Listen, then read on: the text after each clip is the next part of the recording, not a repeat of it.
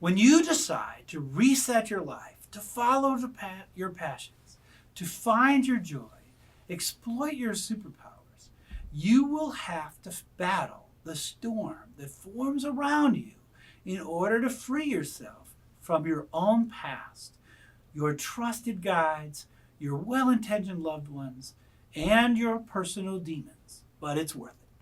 Welcome to my show, Resetting Your Life. My name is Ned Lips. I'm the author of Reset, a story about Sarah's journey from hell to hero, from fearful to utterly fearless, in a world where everything man-made has been removed from the face of the earth. And First Steps, in which Sarah escapes from her brutal, abusive marriage, narrowly getting away with her life and her two daughters. My third book, Entwined, continues Sarah's journey to trust and to love as she moves the family forward in a world dominated by pure nature. You can find them on Amazon by searching Ned Lips, Nedlips, or through my website, nedlips.com. The path to joy is both wonderful as you take each step and feel great about it, but it is also fraught with issues as others remind you of your inadequacies, your failures, weaknesses, and of the stupidity of whatever path you've decided to follow. Because to them, it's crazy. These are their opinions, and they don't know you. As we consider changing our lives to follow our heart of hearts, to live our passions, and to find and exploit our superpowers, we often must fight a battle with the storm of our past emotions, experiences, connections, guilt, fear, and anger. This storm is often fueled by those who love us, advising us to follow the most sensible path they believe is right for us. By those who need us, demanding that we stay and perform the jobs and services that they require of us. And by those who want to see us fail, who know that if we follow our own path, this path we've chosen, that we will be wildly successful, making them jealous that they don't have the will and the power to do the same. Sarah's battle with the storm that takes everything man-made from the planet is a battle with her own past, her own fears, failures, and weaknesses. This is from Reset, pages 8 and 9. The powerful, alluring energy now turned on her, ripping at her soul, tearing it from the peace. The storm? The energy was alive, and it wanted her. It had lured her out too far, beyond her experience, beyond her protection, beyond the temple, beyond Asha. Alone. Blood-red evil emerged from her entanglement with the storm. She could feel it searching her, scouring her senses, memories, fears, and desires. She fought back, but this was ethereal, a spiritual, living being of some kind that was invading her mind, her soul. It ripped her worst experiences, visions, images, feelings, and fears from her. She watched as they flowed into the darkness before her, almost as if the being in the storm were playing snippets of them for her, evaluating them, organizing them. Robert, her parents, their coffins, her boss, Robert's family, leaving them, Robert hitting her again and again, gunshots. She was trapped and cold, floating in pure crimson darkness. They do not understand. They cannot hear the voice in your heart of hearts, that voice of God, however you perceive that concept, guiding you to your joy. They only see the rules of life, of religion, of government, of polite society, and the wisdom that they are certain that they have for you. Only you can know your past. Your storm is internal to you. All of those external voices are just that, external. They are influential and they are hard to defeat. But in the end, you are battling your own fears, frustrations, self-doubt, issues, and inadequacies. This is what Sarah battles, and it is what you must battle through in order to become the greater superhuman person that you are destined to be. Battle the storm. Fight for your future. Fight for your passions and your joy. Only after defeating this storm will you find yourself able to move forward and find your ideal place in and path through this world. Sarah battles a different storm in Entwined as she struggles to deal with the issues facing her. It was becoming too much. Her mind and her horrid memories, its strong desire to protect herself, battled with her soul, which knew she needed love. What do I feel toward Tom? Of course, I love him, but does he love me? Of course he does. But so did Robert, right? And see where that ended up? And if I do love him, what if that ends? Most relationships end. What would I do? Physical pain I can handle, but can I handle more emotional pain? What if something happens to him? I almost lost him once, and I can't save him again. He's a liability to me as a leader, my Achilles heel, someone a jerk like Tony can use to defeat me. Can I have that in my life? And Jazz is going to charm poisonous snakes alone, out there beyond my connections. Why did I allow that? If something happens to her, I'll never forgive myself. What if one of our workers screws up and Jazz gets bitten? She'll be dead before I can even get to her. Even if I could, I may not be able to save her life after saving Tom's. Should I stop her? She'll be furious. Everyone thinks I'm a lunatic. Sure, they love my writing, thank heavens. But making a living writing, you must be nuts. It's a constant battle. It took years, decades for me to build up the internal strength to try to do this, to actually finish a book and get it published, and then work hard to produce more and to market, reset, first steps, entwined. This was my storm. The storm is internal. My storm, as are all storms, are less with others and more with ourselves. In that regard, the storm is in the book is reasonably accurate. Self-doubt, fear, guilt, anger, and the like rage within all of us after almost any length of time on this planet. Our pastors fill us with the right thing to do as they see it. Our families provide their list of right ways to live. Counselors, teachers, friends, mentors, bosses, everyone has their say about how we should live our lives. These lessons become part of our psyche.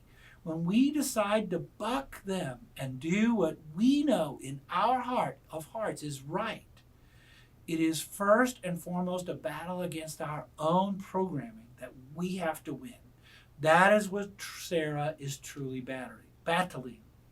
I have a couple of good Facebook friends and some other friends whose stories I follow. We've become friends because I've endeavored to help them along their way, and you may help others along their path. Perhaps we'll do so successfully, but I don't try and know their path, and they don't try and know mine.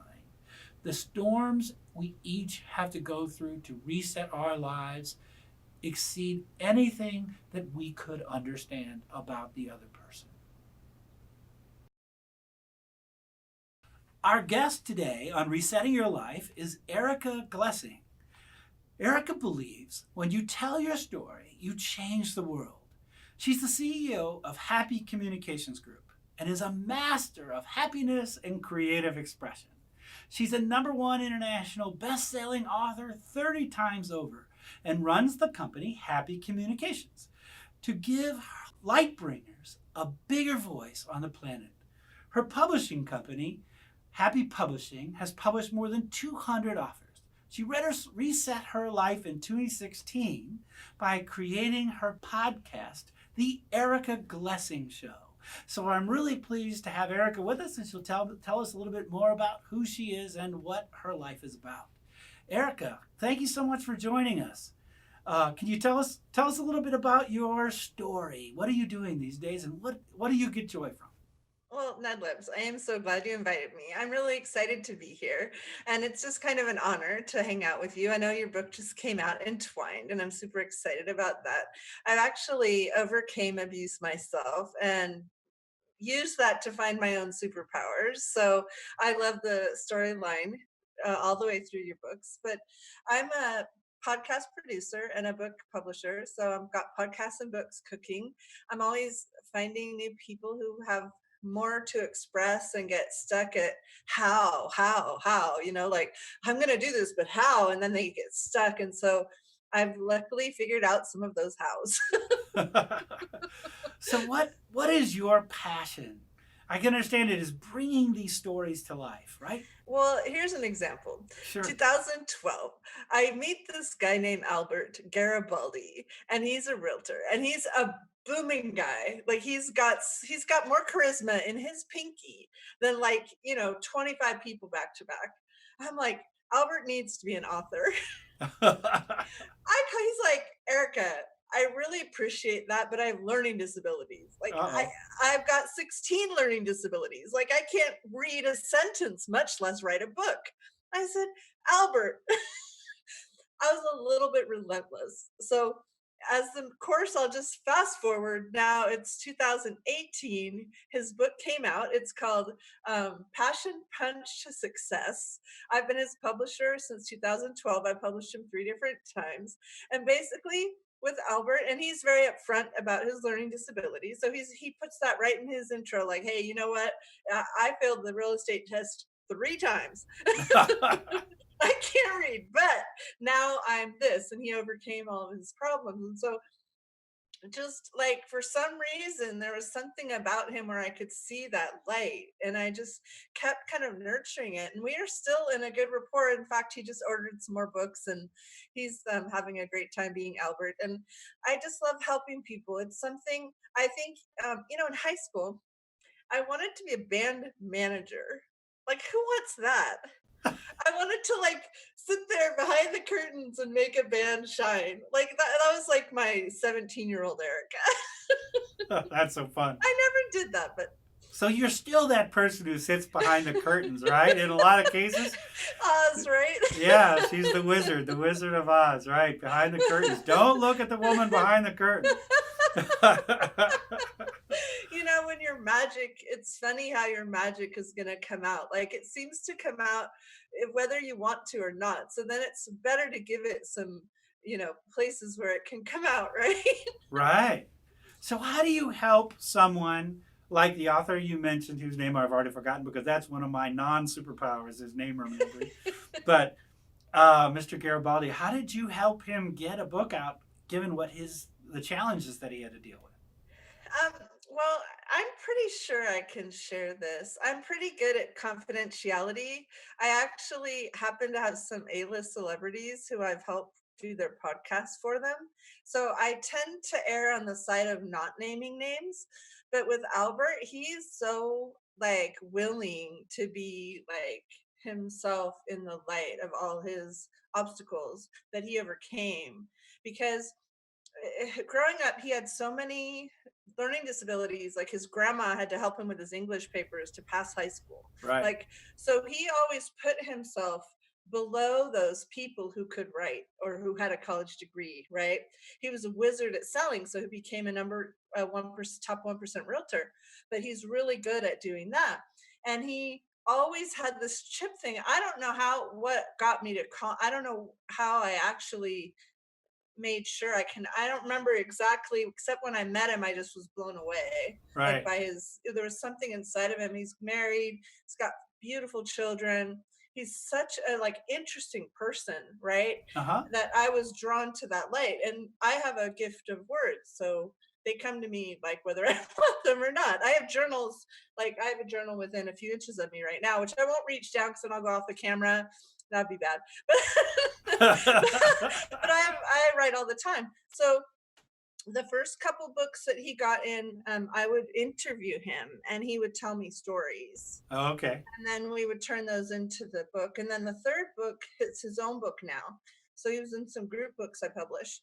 His own book, he actually had a combination of me interviewing him. And then he found a ghostwriter in his own family. Oh, wonderful. Who just he was kind of relentless, getting him to say the good, the bad, and the ugly. Yeah, there you go. Because with me, he tended to tell more of the good, right? And then with his cousin, I don't know if his cousin, but it was some kind of relation. Right. He spilled guts. And so then his book became this just gut-wrenching way that he went from 0 to hero. And I did the cover design. I got the cover photo from him speaking. So it's called Passion Punch to Success, and it's Albert on stage. And it's just, you can sort of feel the intensity of the cover. Like, and we both knew what the cover was going to be. I think Albert also thinks a lot in pictures, and I tend to think more in words. So I do work well with people that are kind of visual by nature. So once upon a time, you were doing something else in life and decided to do this. What tell us that? What did you used to do, and how did you decide to do this, and what was that transformation like? I know your story's recent, and I've sort of like been writing professionally since 1984. Yeah, So that's good. I think I came out of the womb being able to write, There because you my go. dad says I could like write when I was 3, but he exaggerates. So high school I had a poem published, and Oh, wonderful. college I worked for the school paper, and I loved telling stories. But I'm a journalist, so I like sort of taking the story, finding the stories, and then like exposing the stories. Right. um, Journalism got to be kind of negative. So actually, at one point, I flipped and I got into philanthropy because I was talking to my mom. She's also a former journalist, and my dad was a publisher. So that was hard to choose my career. But anyhow, um, I had comment. She said, "Well, philanthropy uses a lot of the same skills as a reporter, because you're going to find the stories. You're going to have way too many. You're going to have to choose the good ones, and then you're going to reward the success, and then you're going to fund something that's going to change the world." And that appealed to my, I got to change the world. And so I ended up giving out money for the Grove Foundation, which was, the founder is Intel Corporation's Andy Grove, who passed away a few years ago. But he and his, actually, I'm going to have coffee with his widow pretty soon. So we still meet and connect. And I worked for them for about 10 years. And then at one point I said, you know what? Um, I, we did a strategic plan, and they wanted to stay the same for the next 10 years. And I was like, huh. And that's when I got into books and podcast, but that's when I got back into being my creative spark.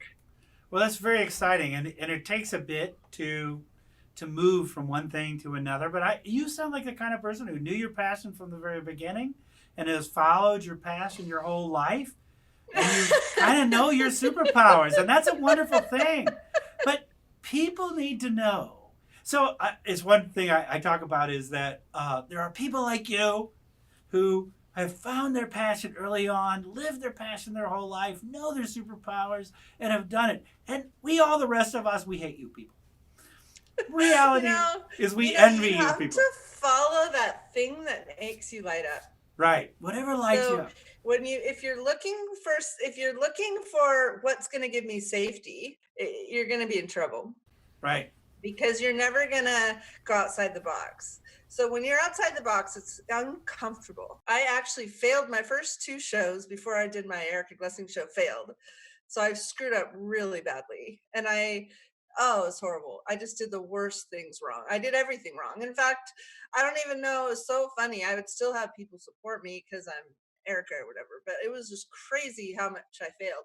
And when I started succeeding was when I just kind of like let it go, said, I trust you, God. There's something better than this. I don't know what it is yet, but I'm going to do something that's going to be even bigger than this. And then I have to let go of all my flippin' insecurities, and I have to trust that bigger thing. And as I'm in that space of trusting the bigger things, I get called to do things that are incredibly uncomfortable. And that's when I know I'm on track, because I wake up and I'm scared to death. And this happens even today. Like, even today, like, even if I'm writing something today, I might write it badly. Like, it doesn't matter. I still get like butterflies. Like, even when you invited me on your show, I was like, oh my God, I haven't been on video in a really long time. Like, oh my, like I got butterflies, but it made me feel excited that I could talk with you, because I love your topic. And I think when it comes to being passionate about and doing what you love, it's kind of a discipline to yourself. It's like being a yes to yourself. And then if I'm going, like, when I was younger, I get these great jobs, Yeah, I'd figure out, you know what? They're gonna hire someone. It might as well be me.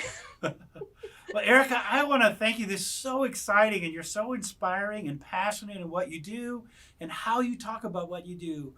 We all need to find that superpower, that passion, and get excited about it.